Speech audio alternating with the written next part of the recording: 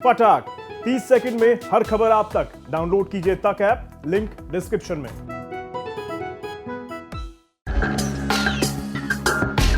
भारत में लोग ओला और उबर की टैक्सी सर्विसेज का जमकर इस्तेमाल करते हैं, लेकिन नया साल यानी 2022 ओला और उबर की राइड लेने वालों को महंगा पड़ने वाला है। क्यों?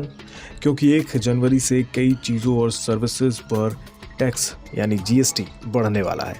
अभी तक टैक्स के दायरे से बाहर कई सारी चीज़ें और सर्विसेज को अब टैक्सेबल बनाया जा रहा है। इसमें ओला और उबर जैसे app based cab service provider की सेवाएं भी शामिल हैं। यानी 2022 लोगों की जेब पर महंगी चोट करने वाला है। दरअसल जीएसटी काउंसिल ने पिछली बैठक में टैक्स को लेकर कुछ बड़े फैसले लिए।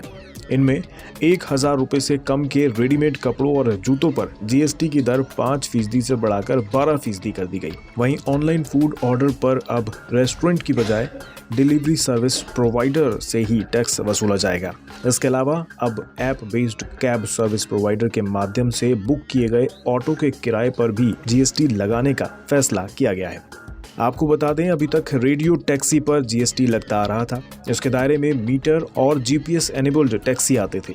ओला और उबर जैसे एग्रीगेटर की कैब सर्विस भी इसी के दायरे में आती थी, लेकिन इनके माध्यम से बुक किए गए ऑटो के किराए को अभी तक जीएसटी के दायरे से बाहर ही रखा गया था। हालांकि जीएसटी काउंसिल के इस फैसले का सामान्य ऑटो के किराए पर कोई असर नहीं होगा। इन्हें अभी भी जीएसटी के दायरे से बाहर ही रखा गया है। लेकिन सरकार ने ऐसा क्यों किया है? तो आपको बता दें, ऐप से ऑटो बुक कराने वाले लोगों को सरकार प्रीमियम कैटेगरी का मानती है। इसी कारण से अब ऐप बेस्ड कैब के साथ ही ऐप बेस्ड ऑटो को भी जीएसटी के दायरे में लाया गया है। सरकार के इस फैसले से आम लोगों पर बोझ बढ़ने की आशंका है। अभी तक लोग ऑटो चालकों की मनमानी से बचने के लिए ऑनलाइन बुकिंग करना पसंद करते थे।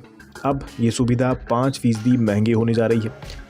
इस बदलाव के बाद ऑफलाइन ऑटो बुक करना भी महंगा हो सकता है। ऑनलाइन ऑटो बुकिंग पर टैक्स लगने के बाद ऑफलाइन बुकिंग में ऑटो ड्राइवर अब ज़्यादा किराए की डिमांड कर सकते हैं।